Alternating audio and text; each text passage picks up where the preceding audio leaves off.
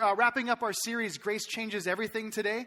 And in fact, before the first service, the worship team said something like, well, we're wrapping up today, right? Kind of like a question. And I was like, well, we could, or we could keep going, because for the last 8 weeks, we've been talking about grace. And honestly, I personally feel like I could talk about this forever. I feel like I could go on and on talking about how grace influences every aspect of our life. Today is no exception of what we see, how grace influences every aspect of our experience in this life. Years ago, about 11 years ago, I came home one evening. And I was going to go for a run after dinner. And so I was going to eat a light meal and then go for a jog around the block. And when I sat down to eat, I started eating. And towards like the midway through the meal, I started to feel like something in my gut. And you know, like for me and eating, that's like a common thing. I'm like something's not settling right, you know. Some of you people know exactly what I'm talking about. And so I was eating, you know, and I was like, I don't know what that is. And then I was like, that's kind of a funny pain. Like it felt like I tore something. It felt like something else was maybe wrong. But I finished up eating because I always do that, right?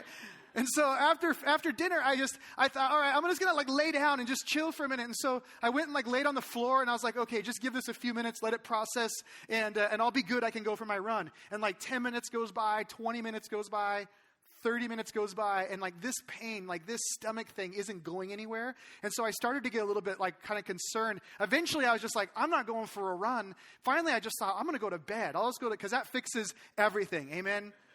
Go to bed, it just fixes everything. Just go to sleep. So I go to bed, I wake up in the morning, and it's still there. In fact, not only still there, it's kind of strong now. And I'm like, I don't remember tearing anything. I don't remember pulling a muscle. I didn't actually exercise, so it doesn't explain this thing that's going on. I don't think it was Sherry's cooking.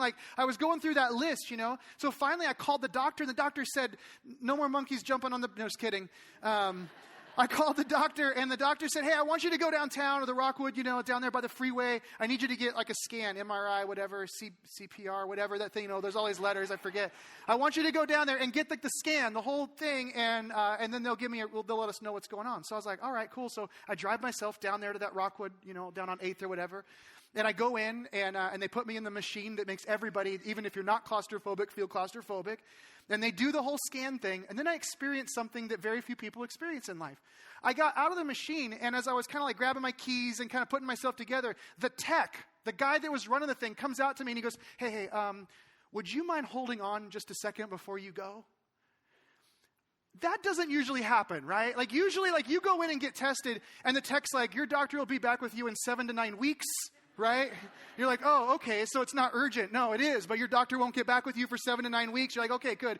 So normally that happens. And he's like, you know, clearly something's really wrong when the tech's like, you might want to sit down for a minute.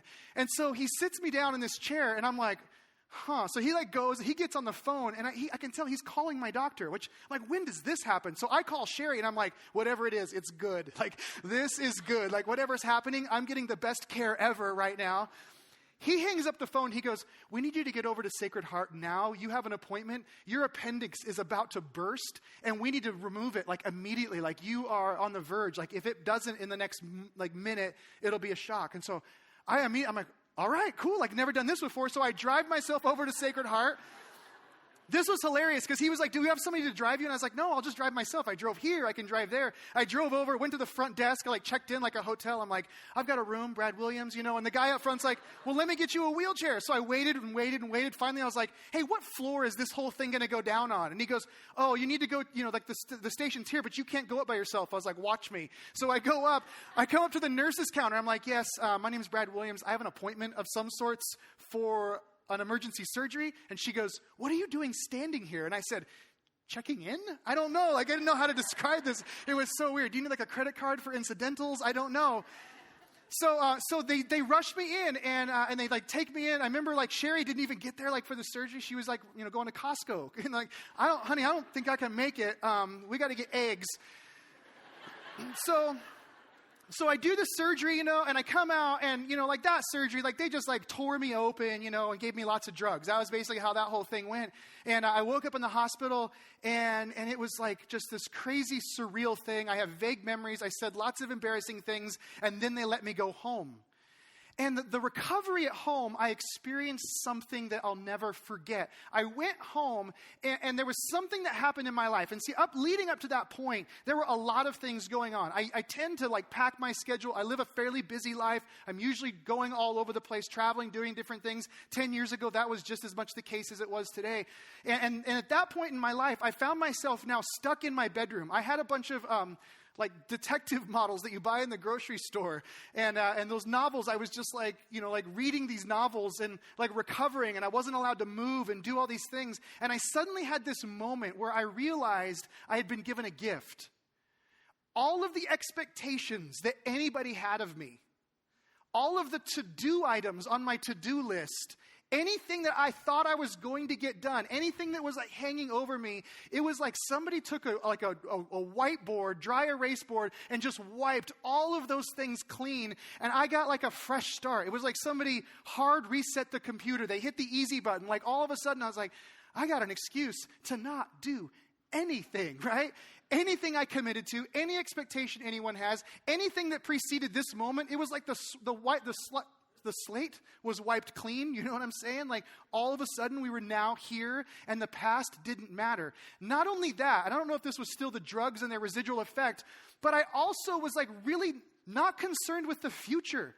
I just made it through this surgery, and I was, kind of recovering, and I was thinking about life and all this difference. And the future, the far off distant future, didn't really matter to me in this moment. So I found myself just in my bedroom, chilling, hanging out, reading weird detective novels, and noticing all of the beautiful moments that are right in front of me. I remember this. I remember laying in bed. And I remember the sunshine coming in our bedroom.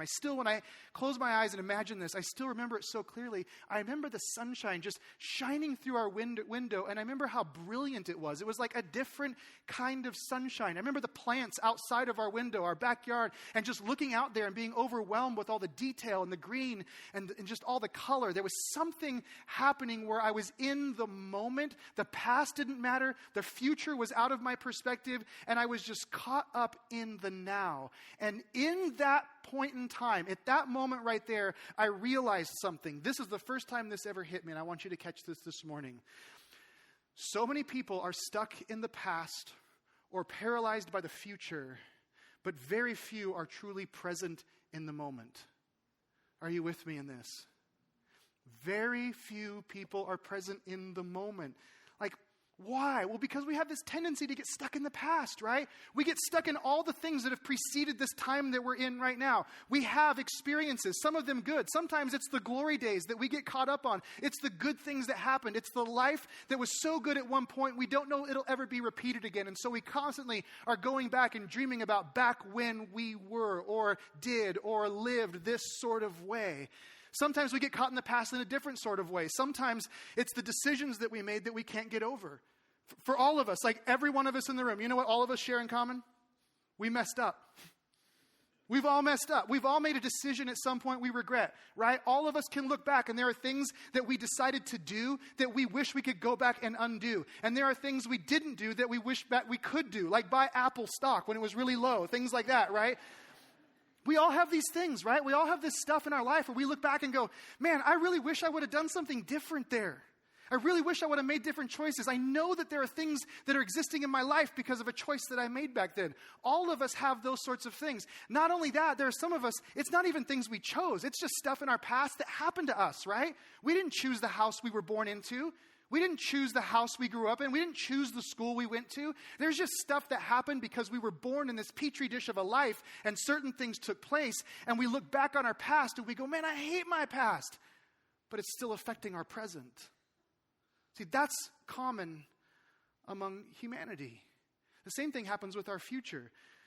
You know, the human brain, we are capable of so many wonderful and amazing things. We can synthesize and we can create and we can elaborate. We can do things that no other creature on the planet can do.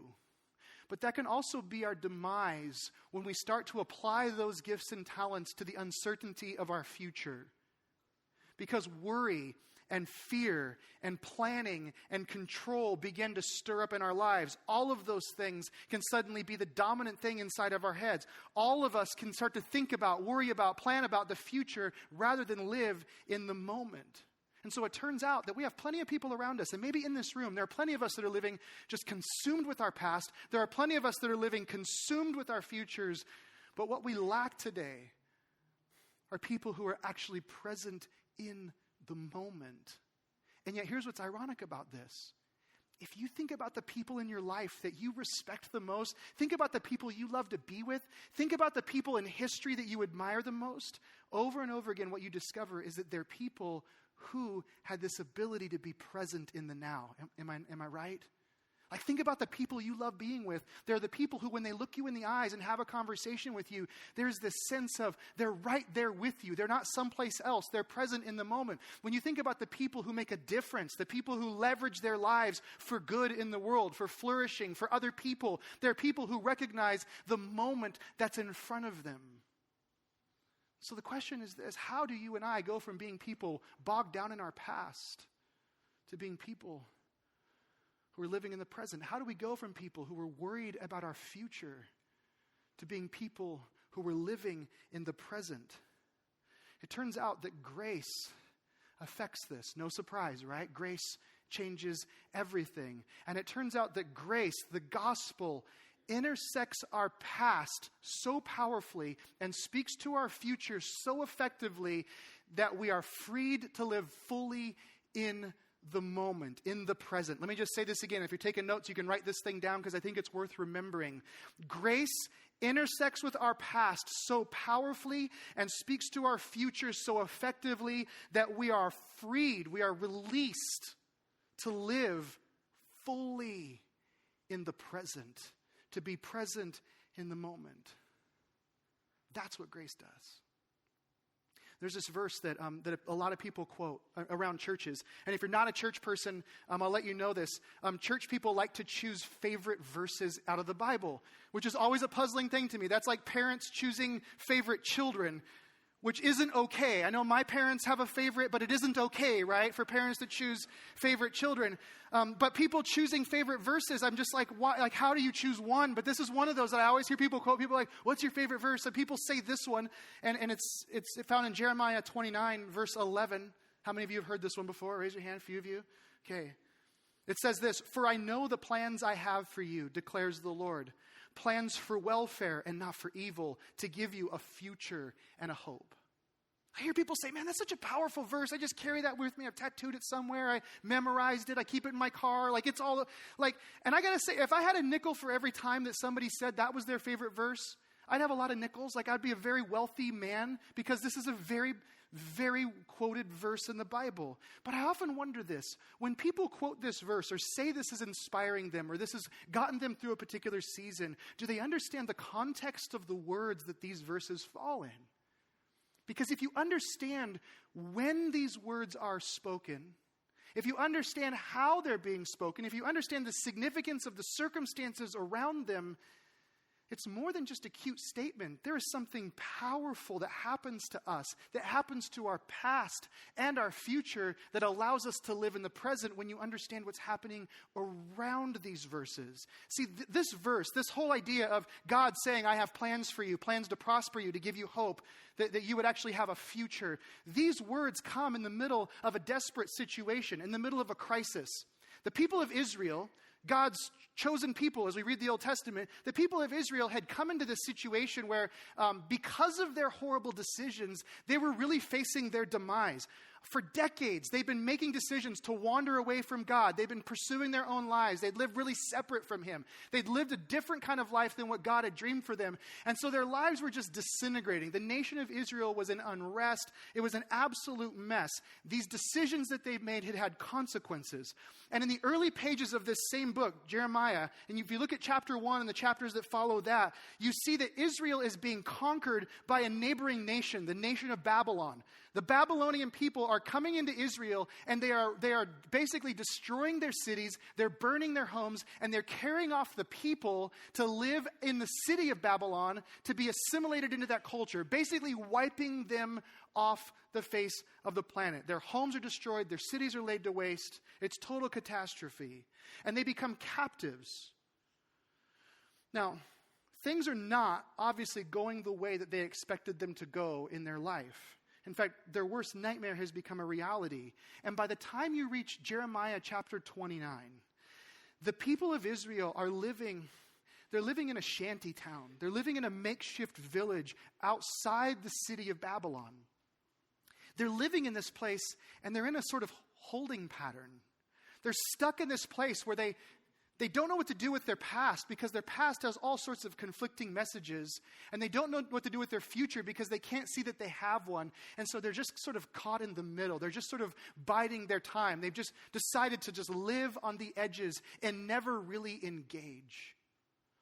Very similar to how so many people in our culture today are just sort of getting through, caught someplace between the past and the future, but not really present in the moment.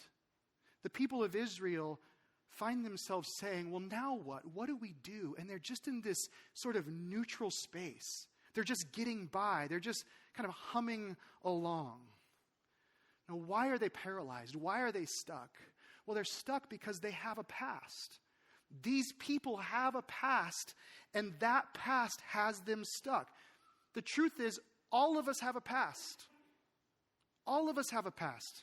It is impossible to make it to adulthood, much less middle life, right? Without having a laundry list of regrets. It's impossible for us.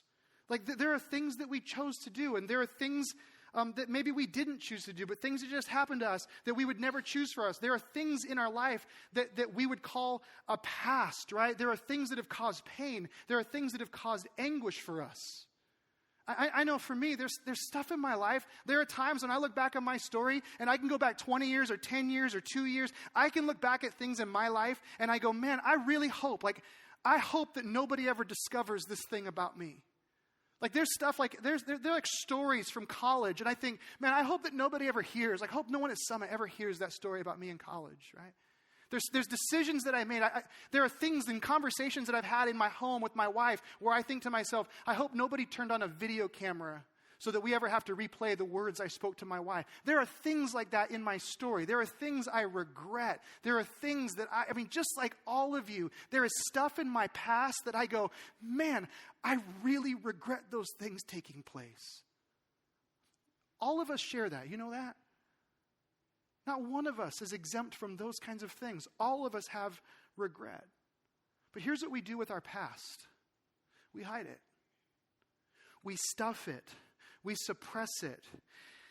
It's like we put this mask on and go, if I can just move on and not let anybody see this, then maybe I can just get by and we'll all forget about it. And so we do our best to make sure that people don't see whoever we once were and they don't know whatever we once did.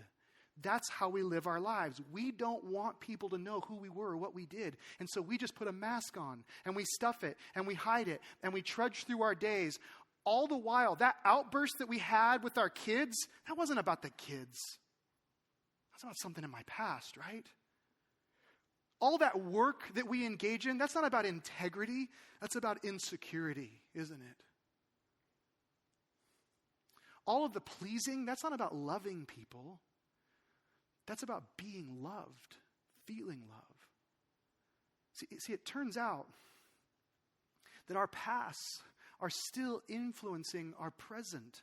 And so we're not stepping up, we're not stepping out because we have these fears that are rooted in our past. Our past still impacts our present. That's what's happening with the people of Israel in Jeremiah 29. They're stuck in the past. They've got all this stuff. They've got the mistakes. They've got all the errors. They've got who they could have been. And then they've got who they are. And who they are isn't very pretty because of the things that they've done. That's what's happening. Then these words are spoken. They're spoken before verse 11 of Jeremiah 29. Listen to this. It says, "Thus says the Lord of hosts, the God of Israel, to all the exiles whom I have sent into exile from Jerusalem to Babylon. Build houses and live in them, plant gardens and eat their produce, take wives and have sons and daughters, take wives for your sons and give your daughters in marriage that they may bear sons and daughters. Multiply there, do not decrease, but seek the welfare of the city where I have sent you into exile and pray to the Lord on its behalf, for in its welfare you will find your welfare." Now, There's all kinds of beautiful stuff in here. In fact, this is one of my favorite passages. If you've ever been around Summit, you know I love this passage of Scripture. There are things that we're going to see in a couple of minutes that are really cool here. But the first thing, the most beautiful, the most surprising, the most wonderful thing, at least to the people of Israel, when they heard these words at that point in their history, the most beautiful thing is the first line in verse 4, "Thus says the Lord." Because that means God is still speaking. God is still present. Even though they turned their backs on him, even though there were consequences of decisions they've made, even though their life hadn't turned out at this point like they had imagined, God has not turned his back on them. God is not done with them. Even though they've walked through difficult days, God's story for them is not over. That's so powerful that their past was being overridden by the reality of God's commitment to continue to work with them. See, so many times you and I, we get stuck in our past. We get stuck in whatever happened before these days, whether it's the glory days or whether it's the bad decisions, whatever it is. And we start feeling like, well, it's over, right? Like I blew my opportunity. I've been benched. I've been sidelined. Like God's not going to do anything with me because of my story, because of whatever this is. Listen, I want you to understand this. The story could not have been any messier than it was for Israel. Your story, no matter how messy your story is, no matter how ugly you think your past is, it does not preclude God from speaking to you now and working in your presence. Amen? Like God is not done with you. When these people hear that God is still interested in them, there was something that happened to them. There was something that changed. And when you and I realize that regardless of our past, God is still continuing to work in our present, there is something that happens to us. When you and I experience this thing called grace and forgiveness, there is something that happens in us when we encounter that. See, that is the power of the gospel over our past. That's why this story of Jesus is so powerful and not just a fairy tale that certain people believe. The message of Jesus fully affirms what? That we are all broken, right? The message of Jesus fully affirms that we all have a past, that we all have brokenness, that we all have scars because of things that have happened in the days that preceded this one. But in the middle of all of that stuff, the story of Jesus, the story of the gospel says, God's not done with you. There is a grace that covers. And how you and I respond to the past painful things, how you and I respond to the decisions that we've made, how you and I respond to the circumstances that we never would have chosen for ourselves, it is radically altered by our understanding of grace. When you and I can know deep in our beings that we have been forgiven, that God says, let's do this. Regardless of your past. When we realize that God knew us then and he knows us now and he yet still extends mercy to us, when we realize those things, there is something powerful that transpires inside of us. When he speaks into our lives, when we realize he's not done, when we discover he has the ability to redeem and renew and restore, there's something that happens in us. And the stuffing and the hiding and the suppressing is just relieved. And we experience this dynamic of forgiveness and grace. That's how the grace influences our past. We are no longer stuck in the past. We become people of the present. God says, I don't want you to think about that. I don't want you to dwell on that. It isn't about that. It's about now. Ironically, the same thing happens with our future. Look again at verse 11. Totally future-oriented verse. For I know the plans I have for you, declares the Lord, plans for welfare and not for evil, to give you a future and a hope. I think there's a reason why so many people quote this verse, so many human beings, and I think it's this, because we are, as beings, as humans, we are very future-oriented people. We know that there is something coming. We have an awareness, we have an understanding that other creatures don't have on this planet. We have an awareness that there's more than the moment that we're in. And so there's a side of this that's very beautiful. There's a philosophical side of this that draws us to God, right? This idea that this moment that we're in is not all that there is also the same thing that draws us towards a God and says there is something beyond whatever the circumstances we find ourselves in. But the other reason this is so often quoted is that the future is often what paralyzes us. Not only are we aware of the future, but simultaneously we often get paralyzed by the future. Why? Because uncertainty is paralyzing, isn't it? Like, how many times have you ever seen a kid just struggle to get on a roller coaster, and they'll stand there and there's a roller coaster that's, starting and stopping in the same place. You can see the beginning and you can see the end, and you see the same people who got on getting off, and everybody's living, and yet there's a person who's standing there waiting to get on, and they're paralyzed by fear. Why? Because there's uncertainty about what comes in between, right? I don't know. Maybe I will be the first 8-year-old to die of a heart attack on a roller coaster, right? You think those things. That's what uncertainty does. When we don't know the outcomes, we freeze, right? When we don't have control over our circumstances, we get stuck. We get stuck. When we aren't sure, we go on lockdown. And deep down, all of us know, this is what's crazy, all of us know that we cannot control our futures. In a room like this, if we all got honest, we'd all say, yeah, absolutely. We don't control our futures. I don't control my future. I know I don't have control over what happens to me tomorrow.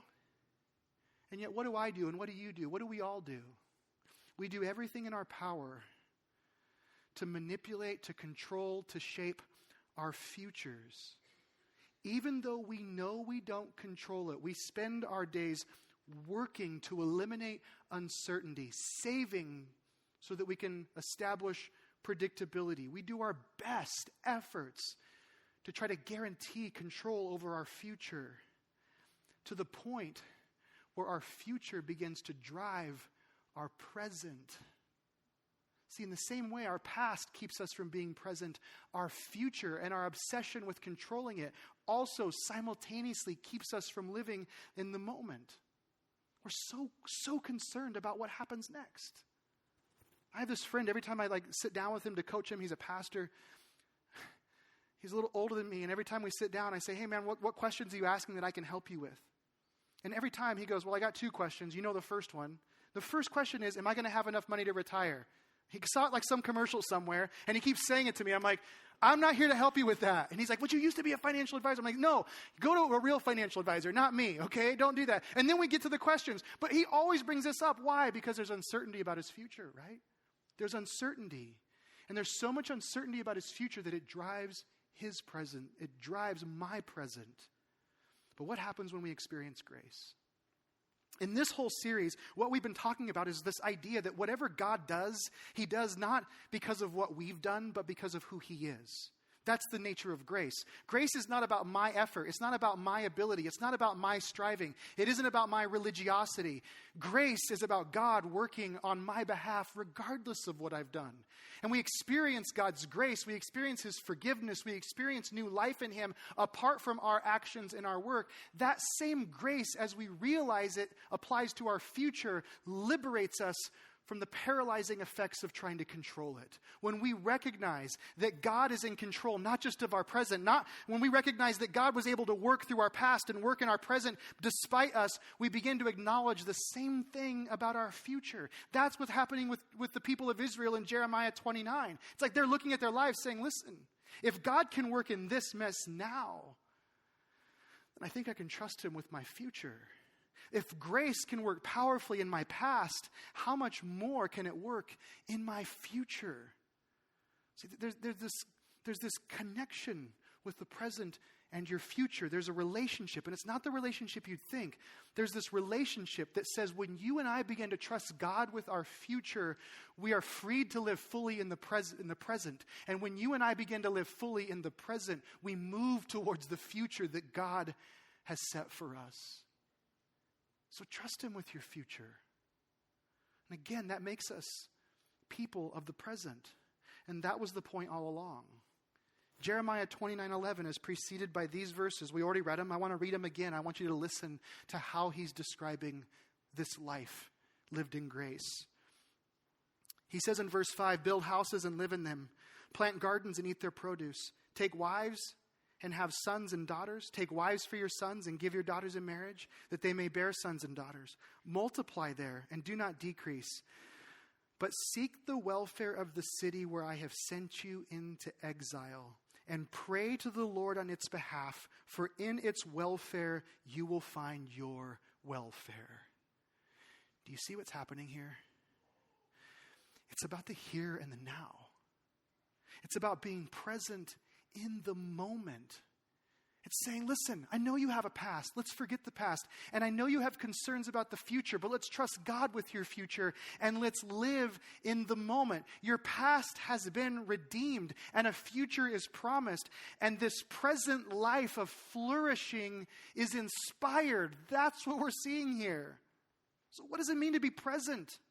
What does it mean for you and I to be present? It means we stop being consumed by our past. It means we stop being consumed by our future and we live towards the people in front of us as if they're really there. It means we look at people in the eyes. It means we look at the moments in front of us and realize this moment that we're in matters more than any other. It means that we quit planning for moments and we live in the ones that are in front of us. It means we look at our own lives and we think about our influence. It means we take seriously the fact that we actually have a reason for being here. It means we do the hard work of wondering how we influence the people around us. It means we look at our jobs and our schools and our families and our neighbors and we think there's a reason that I'm here in this moment. No matter how insignificant it might seem, this moment matters and I'm going to live fully and wholeheartedly towards everything that's put in front of me. I'm going to live this out and quit worrying about my past and quit worrying about my future and be who it is God created me to be in the now. That's what this is leading us to. It means we face tomorrow with a sense of honor. It means we face tomorrow with a sense of privilege. We face tomorrow with a sense of responsibility in this world, and we realize I am not in this moment. I am not in these people's lives. I am not in this cubicle or sitting at this desk on accident. I am here, and I will be in the moment. Quit thinking about the stuff that isn't happening to you. There's so much stuff we worry about that isn't happening to you. It isn't happening to you because it's either in your past or it's not in your future. And yet we still worry about it. All we have is now. And that's what every day reminds us of. Every day we have this amazing thing. Every day the sun comes up. And I don't know about you. I know not everybody's a morning person. I'm a morning person. And I love it when the sun comes up. Because every day that the sun comes up, there is this sense that I get that today is a new day. And the slate's been wiped clean, and I get a fresh start to live this day. And at the end of this day, the sun's going to go down, and it's going to be over. And then maybe, if I don't get struck by lightning, I'll get another one. But that's all I get. Even in our creation, we have been built into this rhythm to live for today, to live in the moment. And so the question is this. Are you dragging your past into the present and allowing it to keep you from being fully alive? Is there something that you're carrying with you? Are there circumstances? Are there things you said? Are there things you did? Are there things that people did to you? Are there things that have happened in your life that have been so painful, so unsavory, that when you think about living in the moment, when you think about being who God created you to be, when you think about stepping up or stepping out in faith, that somehow those things just seem to drag you down, and so you live bogged down by those things? Do you let the relationships around you, do you let the circumstances that you find yourself in now, are they all clouded by whatever happened in the past? Are you letting the grace of God wash over your past and give you a new start? Are you letting the reality that He knows your brokenness and forgives you change how you're living today? The same thing about your future. Are there things in your future that you're just so consumed with?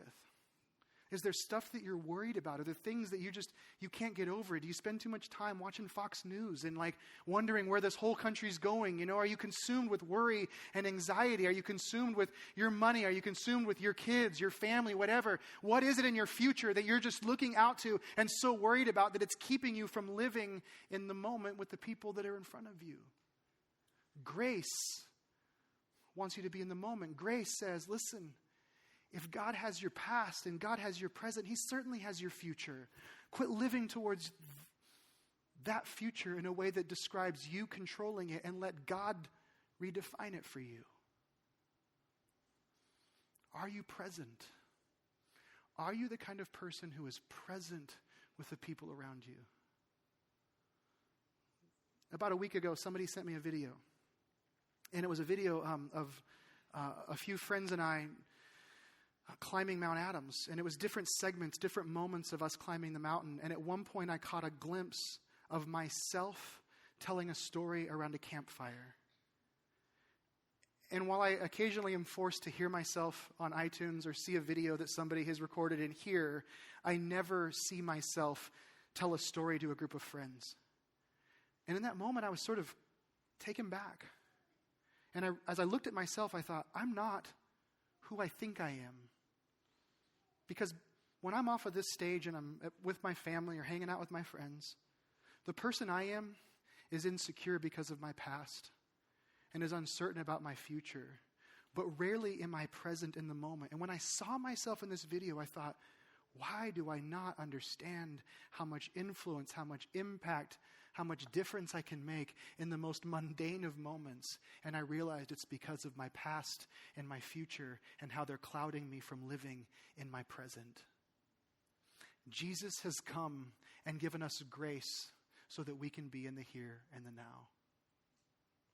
This morning we're going to take communion together, and I'm going to ask the band to come. And as the band comes, I'm just going to challenge you with this today. We're going to take the elements, a cup with grape juice in it, and a wafer that none of us would choose to eat outside of this room. And they are just, objectively, that's what they are. Objectively, it is a cup with grape juice and a wafer. But subjectively, they mean the world to us. Symbolically, they are everything. Us gathering in a place like this, us participating in communion, it is not a simple religious experience as most people understand religious experiences. People think a religious experience is this moment where you sort of get a spiritual high.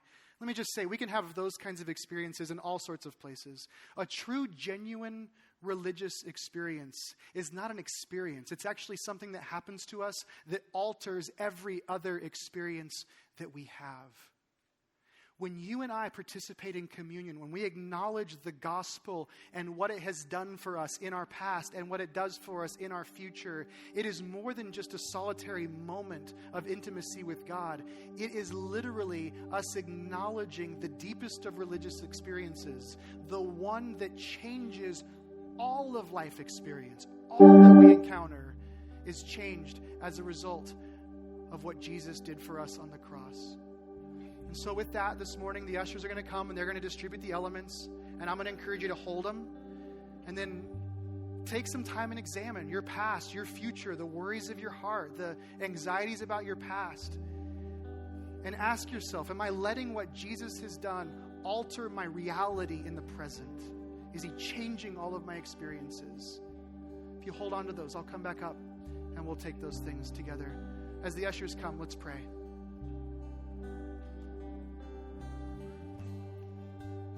Jesus, thank you for loving us. And thank you for freeing us from our past. Thank you for liberating us from worry about our futures. Thank you for allowing us to live fully alive in the moment that's in front of us. We love you. We thank you. And right now we remember all that you've done for us. In your name.